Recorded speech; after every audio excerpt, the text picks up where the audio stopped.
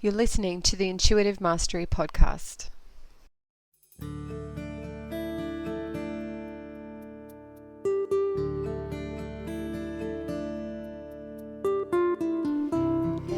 Hi, I'm Kateconnolly, and with over 15 years of intuitive healing and teaching experience, I'm here to help you celebrate intuition and value authenticity to create a world where you have the freedom to live your best life.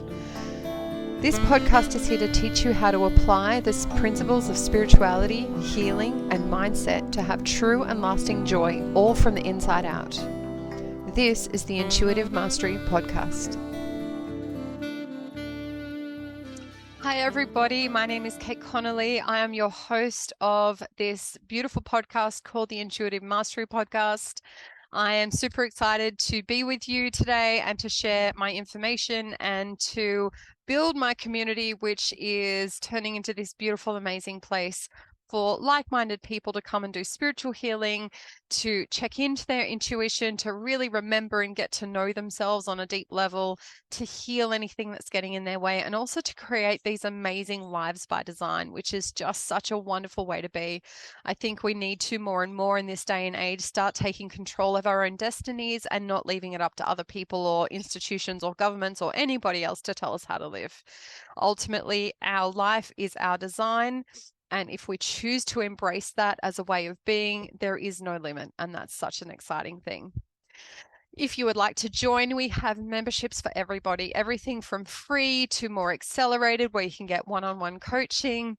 But there is an option for everybody out there. So if you want to come and check us out, click on the link below. We also have some beautiful free gifts as well. So feel free to just jump in and get some free gifts and get some information as well for you. So today we're working on the concept of family constellations. I love this family constellation theory. It's something that I step into so often with my work because it is such a fascinating thing to tune into when you think about it, especially when you've got a relatively large family and especially when you've got a lot of interactions happening on a daily basis. We don't always realize how kind of interconnected these relationships can be and how kind of enmeshed they can be and how different people can impact relationships in different ways. So one of the things that I often do when I've got a client in my coaching business and they come into my clinic, or we do it online, what I find is that one of the most important things that I can do is tune into the constellation to see where those disconnections can happen. There's lots and lots of amazing practitioners out there that do specific family constellation therapy.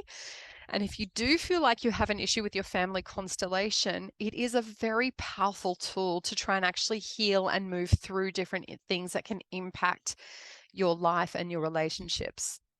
So one of the things that I like to do a bit of a tune into is get a bit of a picture as to who's in your immediate family, who you're living with, who you're spending a lot of time with.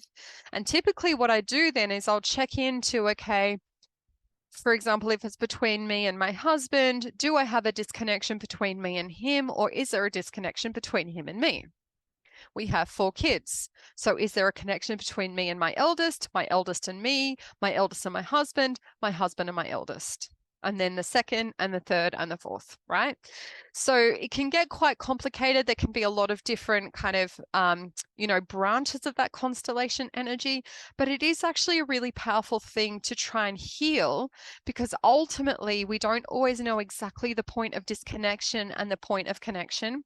We don't always necessarily understand the person that's pulling the pin out of our peaceful, status quo in the household. But it's also one of those things that if we have a discontented person in our family, we don't always know exactly who's impacted by it and how.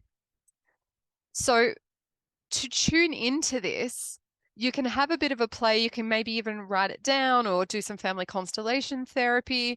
But sometimes what I like to do is if we've got a particular scenario, it might be, do we go to the beach this weekend? Do we move to this town? Should so-and-so get a job? Rather than looking just at the person or looking at the situation in isolation, what I find really powerful is to look at the impact on every single person in that family constellation. Okay. If you live with parents, they're in that constellation. It's basically anyone that you live and spend daily time with, because those are the people that are going to be impacted by your decisions and vice versa. So if you're thinking about creating a particular decision-making point about whatever it is, take your family into your mind and just have a bit of a think about, how's this going to affect everybody?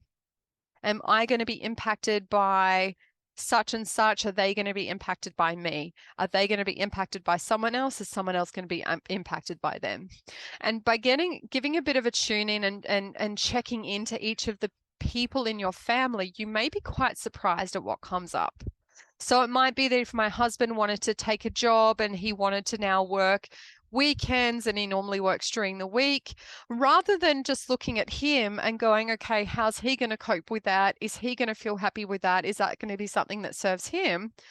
We also need to look into, how's he going to be with the kids if he's gone on the weekends? How are the kids going to be with him if he's gone on the weekends? How's he going to be with me if he's gone on the weekends? How am I going to be with him? And it feels a little bit complicated potentially, but you could always draw it out to make it a little bit easier. But having a really strong awareness about how every single person is impacted by it, and you tune in energetically to it rather than think intellectually about it, what you'll probably find is that you'll get an overall impression of how it is for the family, not just the person. As much as it would be nice to go, well, he really wants to work weekends and that's really great. It's going to be terrible for everybody else, but that will work for him. Making that decision to work on the weekends is not necessarily going to be beneficial for him in the long term because it's so detrimental to everybody else. But if we were to tune in, and actually everybody really wants him to work on the weekends because that means he can do school pickup during the week or whatever, and everyone's going to feel really excited and happy and supported by that, then maybe that is the decision that needs to be made. But we have to consider every single person in our family constellation in that particular scenario rather than just tuning into the person who needs to make that decision. So it sounds like it makes decisions more complicated, but in the longer term, it really simplifies things so much. If we try and behave as complete individuals in a family constellation, it never works, right? We are not independent in a family constellation ever, right? We can have independent activities, we can have independent interests, we can do independent things, but every single thing that every single person does in that constellation will affect and does affect everyone else. So when we have a long-term partnership or kids or people that we live with that are impacted by us and that we impact on a daily basis, it is actually a really powerful thing to make sure that we're tuning into every single person involved in a particular situation. So like I said, the way that we can do that is to close our eyes and to feel into the situation and to just feel into the connection between each of the people and to see how they're going to be impacted by it. If it feels good with one of our kids and feels really bad with another, we can tune into that and have a bit of a healing around what that might be or look like, or if it's just something that they just need more of that person, then we can rearrange our behavior and our decisions, right? But if it's all feeling really good for everybody, then that's usually a resounding yes, and we can move forward with whatever that decision is. So just a bit of a heads up for family constellations. I think for the most part, if we do it from a place of head thinking, if we do it from a pros and cons list or a how is it going to work logistically and how we're going to make this work from a functional place, it's sort of helpful, but that's not what I'm talking about. What I'm talking about is energetically, how does this land for everybody? And this is where we need to kind of jump into our intuition a little bit, get ourselves really quiet, feel into our heart space, and then feel into everybody in the family and do it from a place of between me and them, between them and me, between them and someone else and the someone else and them. And every time we can do that and feel into the impact of that, we're going to get superb insight as to who in our constellation is struggling.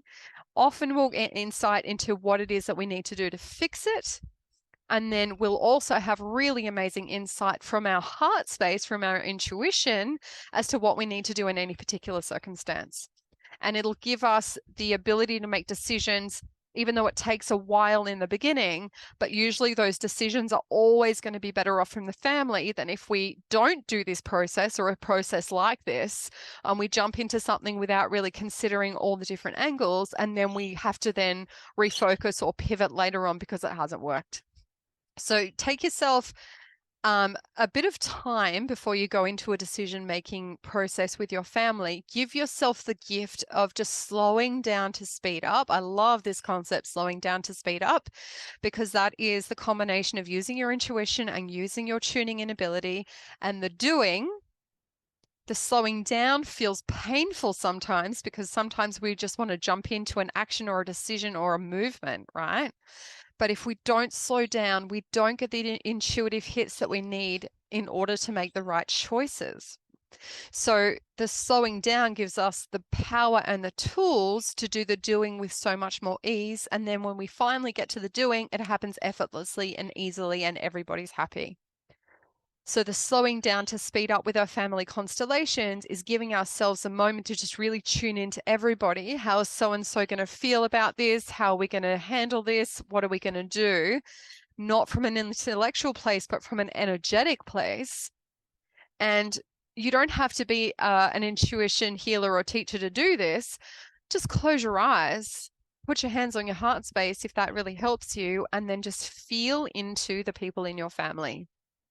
And once you get really good with that, once you actually start to really feel them through your body, and you will, the more you practice this, the easier it gets, then you can start bringing scenarios in. All right. So if I tune into all of my family members on a daily basis, if I tune into them right now, my little one's a bit distressed. I think she's just woken up from a nap. My 3-year-old is fine. My 12-year-old is fine. My 15-year-old's a little bit frantic, but I think she's catching the bus. My husband is fine, right? That's just a quick tune in. So if I can get used to tuning into them on a regular basis, then I have a really good snapshot about where my family's at, rather than going into my head thinking, oh my goodness, I don't really know what's going on. I better run around and check them out and see what's happening. And I'm going to get myself anxious there. I'm going to run around and try and fix things. And I may not have an understanding of where anybody's at. Right. But if I can get used to kind of tuning into them on a regular basis, and then I go, okay, cool. Everyone's kind of in that place. I'm just going to send my youngest and my eldest a little bit of healing to de-escalate them and to help them feel better. And when everyone's feeling really balanced, I'm going to then tune into something that maybe we'll do on the weekend. Okay, are we going to go to the beach on the weekend?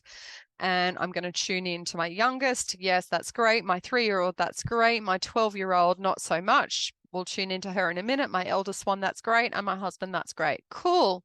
That feels fabulous. I feel good about that. Everyone else feels good about that. We're going to go to the beach on the weekend. So if I bring that up as a topic for everybody, the chances of resistance are pretty low. The chances of success are pretty high. All right. I hope that was really helpful. Have a play with that. But first, learn how to tune into your family. And it's not about trying to talk to them or run around and see what they're doing and fix things. Hands on your heart space, slow your breath down, and just feel into each family member. Start to practice this so you can get a really good feel about where they're at, and then it'll become second nature to you. I hope that was really helpful. Thank you so much for tuning in. I'm really grateful to every beautiful person that is supporting me and joining our community. And if you're new to this podcast, keep watching and subscribe, and I will see and speak to you again soon.